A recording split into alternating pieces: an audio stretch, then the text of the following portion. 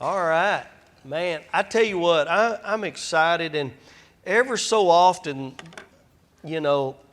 especially here lately, it's really cool when God begins to really kind of give us a prophetic word.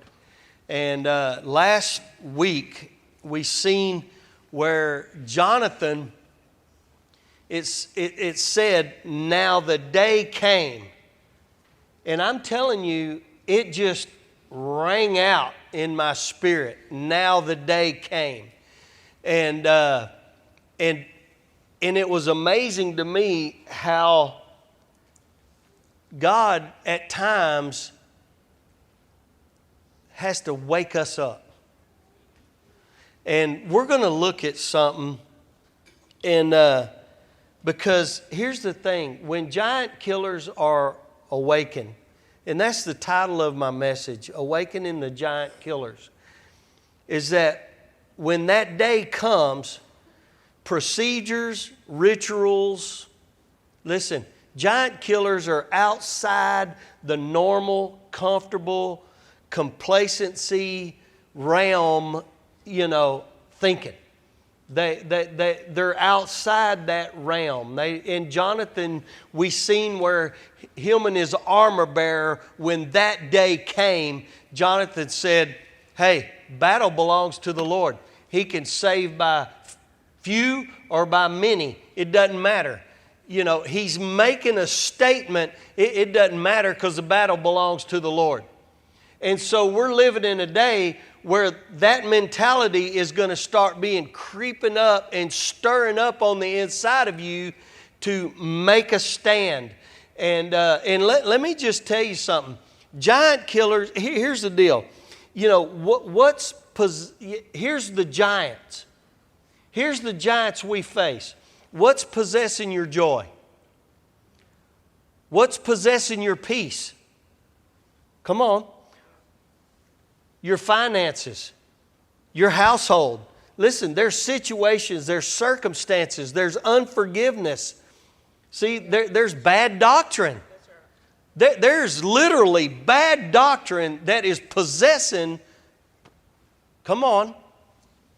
And so, what's possessing your purpose?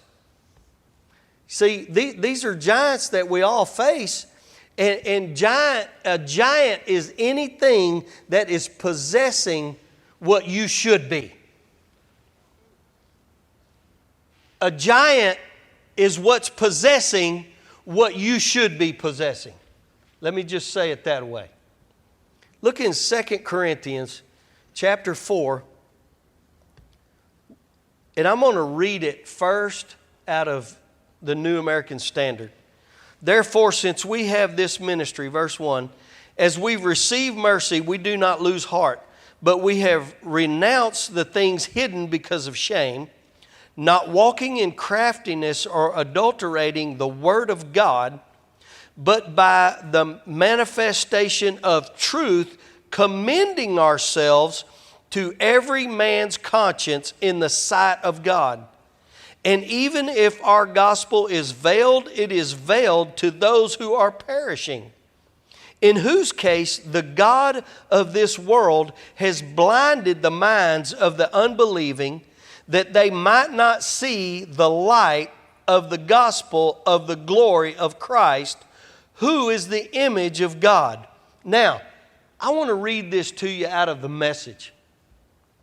Since God has so generously let us in on what He is doing, we're not about to throw up our hands and walk off the job just because we run into occasional hard times. We refuse to wear masks and play games. I love that part. We don't maneuver and manipulate behind the scenes. We don't twist God's word to suit ourselves. Rather, we keep everything we do and say out in the open, the whole truth on display, so that those who want to can see and judge for themselves in the presence of God. If our message is obscured to anyone, It's not because we're holding back in any way. No, it's because these other people are looking or going the wrong way and refuse to give it serious attention. All they have eyes for is the fashionable god of darkness. They think he can give them what they want, and that they won't have to bother believing a truth they can't see. They're stone blind to the dayspring brightness of the message that shines with Christ, who gives us the best picture of God we'll ever get. We are the best picture that some people are ever going to see of Christianity. And we're living in a day where that right there can't explain it any clearer. We're not manipulating the gospel. Come on. This is the truth. This is how it is. Because I'm telling you, they're trying, in the culture in which we live today, they're trying to justify sin. They're trying to normalize sin. And I don't care if you're Disney or the president, you can't change God's way. Throughout time, we can see where God stepped in and stirred His people to take action. Because the devil never wants us to get a clear picture of the grace and the mercy that God, through His Son Jesus, has shown us, that leads us out into victory to possess the promises that God has for us. The enemy don't want you possessing promises. And so he tries to put a veil over us that we can't see a clear path, come on, to possess the promises of God. See, the veil is being removed. We've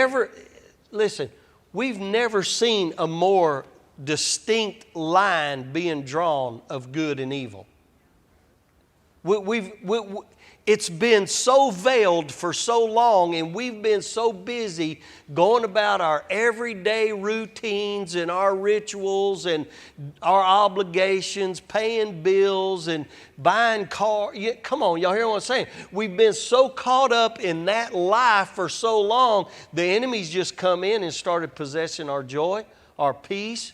Come on, we've got so much drama going on. Everybody's offended. Come on.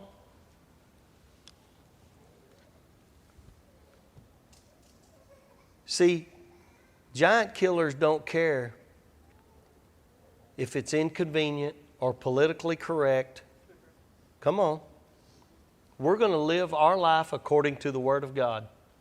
No matter what our culture says, there's still just two genders. You can take a bull and castrate him, but he's just a steer. He's not a heifer. You don't change that. Come on. It's that simple. Look in Job 17.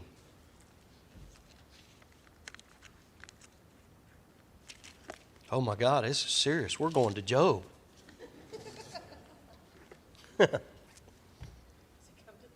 Yeah, has it come to Job? Verse 8. Listen, Job's in a bind here. Job just sat back and he said, you know what? I'm ready for the grave. You know, he's just like, I've been through so much. You know, the grave is calling my name, you know. And I mean, Job's in a bind. And in the midst of being in a bind, in verse 8, he says, the upright shall be appalled at this, and the innocent shall stir up himself against the godless. Nevertheless, the righteous shall hold to his way, and he who has clean hands shall grow stronger and stronger. I'm telling you, there is a push to push Christianity under the rug. And at some point, we just can't be pushed anymore. See, we don't war against flesh and blood, right? Listen, the government's not our problem. Biden's not our problem. Your neighbor's not the problem. Our problem is an enemy that has influence, that is possessing what we should be possessing. When you crawl off into your prayer closet, you have the power to bring down the strongholds in your community. At least throw a few darts at it. You know, at least. See, we have the power to connect heaven and earth. Start in your household. It starts in our household. Then it begins to spread. Come on, are y'all with me? See, we become the shining example of God's love. And we're living that out in front of our neighbors and our relatives and our family. And they're going, man, that way is more peaceful. That way I see fruit what's going on in your life. Come on, does that make sense? Man, I'm telling you, we in our little round this weekend, we were at a Mexican food restaurant sitting there, and there was 4, 5, 6. I was counting them in case I had to fight them all. But I was sitting there, and it was just me and Wendy sitting there, and I mean, F-bomb after F-bomb and GD, you know, and I looked at Wendy and I said, you know, ain't none of my business. If my grandkids were here, it'd be a different story. But you know what? I'm just going to enjoy my, you know, right here, you know. And then, you know, then a couple came in, they had kids. But these guys, the immorality, they never even checked up. You know, and I just kind of nodded to the guy. I said, hey, I got your back, you know. So if you feel like you need to say something, I'm here for you. But if you don't, I'm fine too, you know. But, I mean, I done had mine picked out. Wendy done had hers where the chair was going. I mean, we were just like, you know, we've been looking for somebody we could whoop here lately. We've just kind of been, you know. But I was just like. I'm pretty sure I could have took 2. Oh, yeah. They were, yeah. But I'm just saying, we live in a day where people have no moral, or there's no thought process that, hey, there's families around here. It means nothing. It means absolutely nothing. We bowed our head, we prayed. You know, I mean, you can't be intimidated by that. And just to tell you, I have stood up and told a table of 9 people before to shut up. I have. Because, I mean, in the middle of a restaurant, you know, when you're there's just some things, dude, shut up. I've got grandkids here. Oh, man, I'm sorry. And that's it. Just sit down, you know. But we live in that day that is, enough's enough at times. We have, it's like the morality, the upright shall be appalled at this, and the innocent shall stir up himself against the godless. You know, there's lots of appalling things. And this is a call to action. See, we're always meant to be hands-on. When Christianity took their hands off, come on, and let one guy, the pastor, be the hands-on guy for everything, that's when we quit possessing. When we let just the pastor guy be the hands-on guy to everything, that's when we started losing ground. See, we're all called to be hands-on. We're all called to be hands-on. Zechariah chapter 9, verse 11. As for you also, because of the blood of my covenant with you. Very important. You're a covenant people. I have set your prisoners free from the waterless pit. Return to the stronghold, O prisoners, who have the hope. This very day I am declaring that I will restore double to you. Come on. For I will bend Judah as my bow. I will fill the bow with Ephraim, and I will stir up your sons, O Zion, against your sons, O Greece, and I will make you like a warrior's sword. Man, let me explain this. When he said Judah and when he said Ephraim, that was very telling. Very telling. When he started out saying, because of the blood of my covenant, he's not talking about two people here. He's not talking about Judah, and he's not just talking about Ephraim. He's talking about a tribe of people. He's talking about the Jewish people, and he's talking about the Gentile people. Joshua and Caleb were the tribe of Judah and Ephraim. Joshua and Caleb were the two guys that led the tribes of Israel into the promised land. God stirred those boys. It says they were of a different spirit. Joshua was from Joseph's line. Joseph's wife was an Egyptian. So that's what makes Ephraim, come on, a Gentile. And so you had Judah and you had Ephraim who led the people in. You had the Jews and the Gentiles. Come on. And he says, I'm going to take Judah and I'm going to take Ephraim, and we're fixing to restore some things.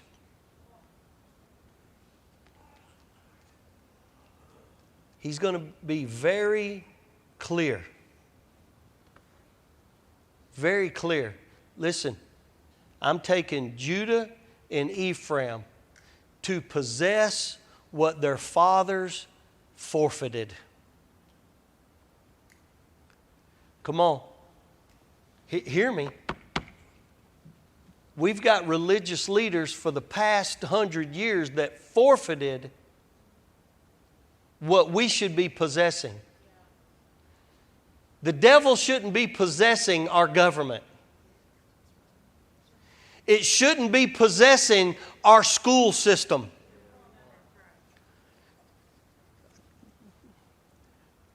Come on now. Come on. If you've got kids in public school, you know exactly what I'm talking about. They're trying to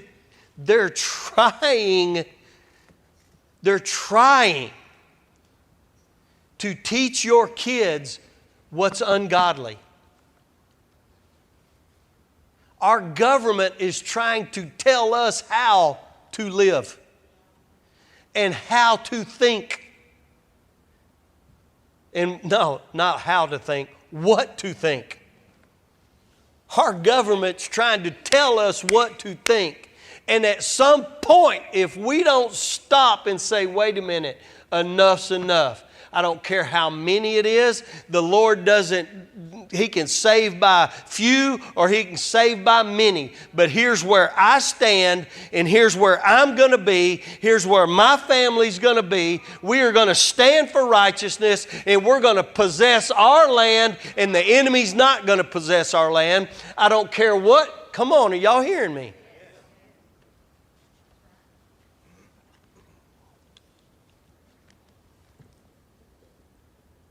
See, we find ourselves having to take back what the enemy stole. That's where we are, y'all.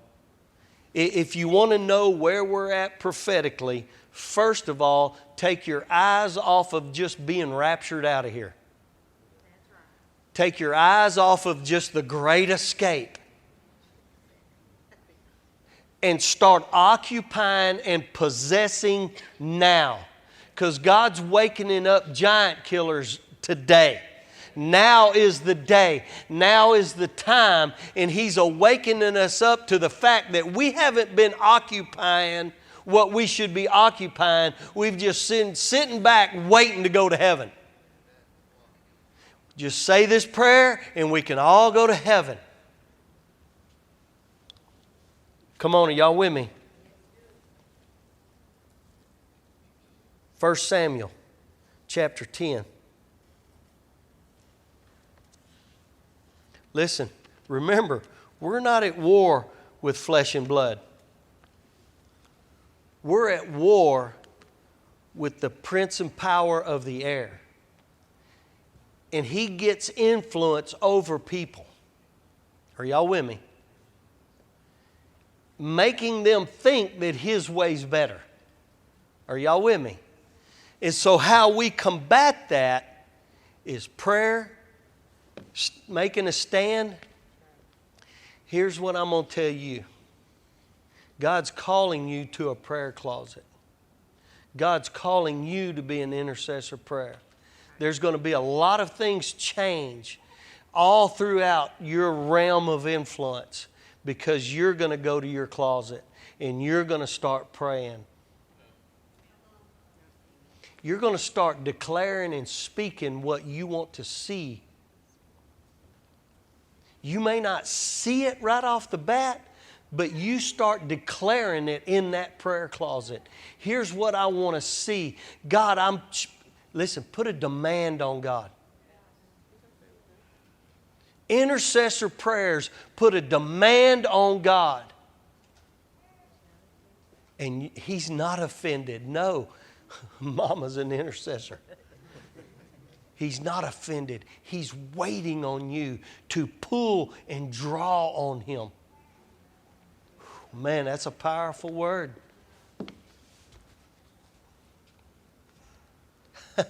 You don't have to beg Him. You don't have to beg Him. God, I thank you for my household. God, I thank you for my finances. God, I thank you for your favor. God, I thank you. Come on. 1 Samuel chapter 10.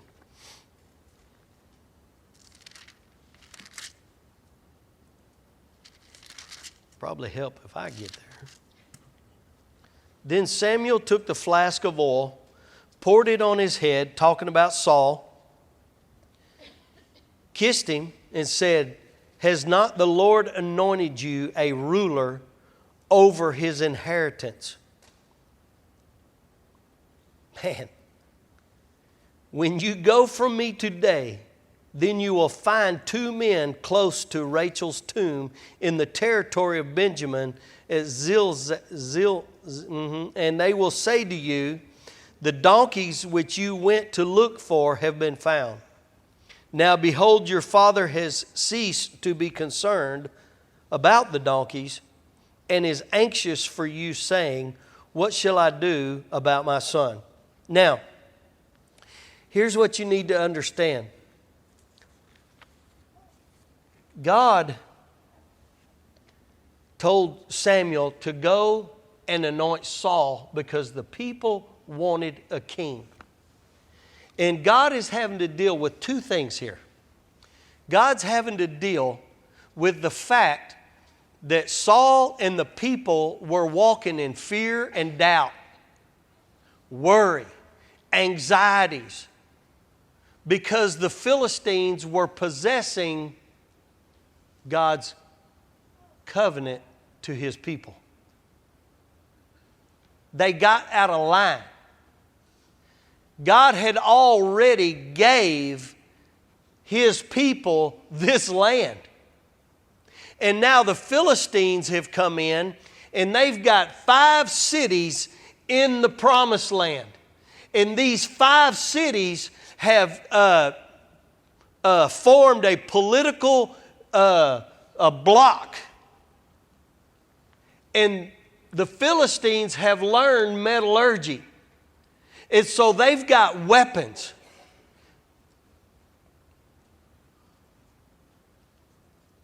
Listen, it doesn't matter what the odds are here on earth. Come on. A giant killer says, "You know what? It doesn't matter. if they've got bombs and I got a slingshot? Come on. God's saying, hey, I'm in covenant with you. I gave you this land. Listen, it was not God's perfect will for him to have a king. But it was acceptable at this moment. Come on, are y'all with me?